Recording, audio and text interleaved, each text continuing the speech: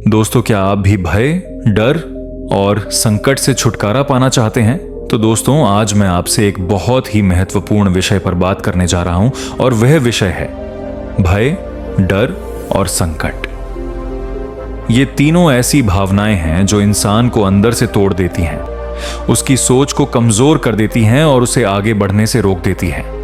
दोस्तों, सबसे पहले हमें यह समझना होगा कि भय बाहर नहीं है, भय हमारे मन के अंदर है।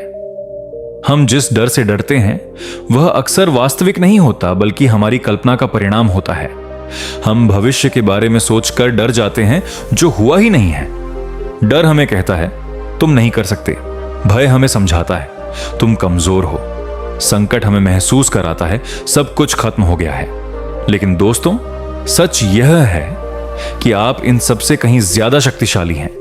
जब भी जीवन में संकट आता है तो सबसे पहले हमारा मन घबराने लगता है, हमारी सांसें तेज हो जाती हैं, दिल जोर जोर से धड़कने लगता है और दिमाग नकारात्मक विचारों से भर जाता है।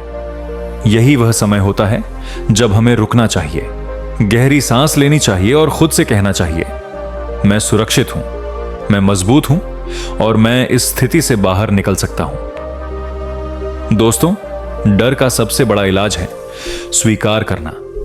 जब आप डर से भागते हैं तो डर और बड़ा हो जाता है, लेकिन जब आप डर से कहते हैं हां मैं तुम्हें देख रहा हूं, तो डर कमजोर होने लगता है।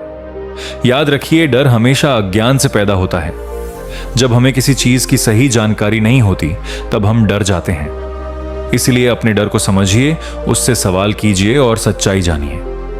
दोस्तों, संकट कभी भी स्थायी नहीं होता। जीवन की हर परेशानी एक दिन खत्म होती है।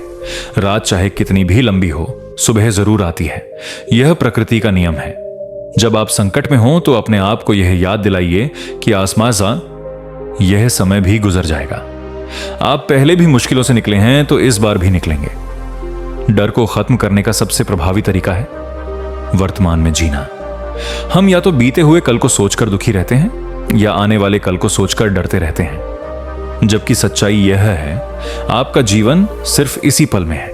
इसलिए अपने मन को अभी इसी क्षण पर केंद्रित कीजिए, अपनी सांसों को महसूस कीजिए, अपने शरीर को ढीला छोड़ दीजिए और खुद से कहिए इस पल में कोई खतरा नहीं है। दोस्तों, विश्वास बहुत बड़ी शक्ति है। अगर आप ईश्वर में विश्वास करते हैं तो अपने डर को ईश्वर को सौंप दीजिए, और अगर आप खुद पर विश्वास करते हैं तो जान लीजिए कि आप में हर समस्या से लड़ने की क्षमता है। जब भी डर आए अपने अंदर यह वाक्य दोहराइए, मैं अकेला नहीं हूं, मैं सुरक्षित हूं और मुझे मार्गदर्शन मिल रहा है। संकट के समय हमें अकेलापन महसूस होता है, लेकिन सच यह है कि हम कभी अकेले नहीं होते। जीवन हमें मजबूत बनाने के लिए कठिनाइयां देता है ताकि हम अपनी असली शक्ति पहचान सकें।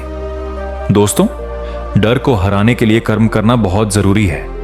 जब हम कुछ नहीं करते तब डर बढ़ता है, लेकिन जैसे ही हम एक छोटा सा कदम भी उठाते हैं, डर कमजोर होने लगता है। आपको सब कुछ एक साथ हल करने की जरूरत नहीं है, बस अगला छोटा सही कदम उठाइए। धीरे धीरे रास्ता साफ होता जाएगा। याद रखिए, आपकी सोच आपकी शक्ति है।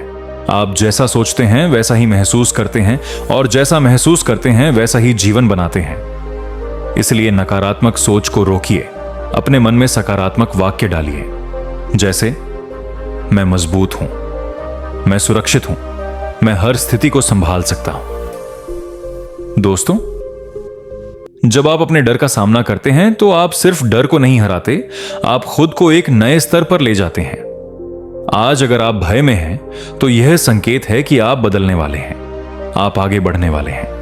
अंत में मैं आपसे बस इतना कहना चाहता हूं, डर आपके जीवन का मालिक नहीं है, आप अपने जीवन के मालिक हैं।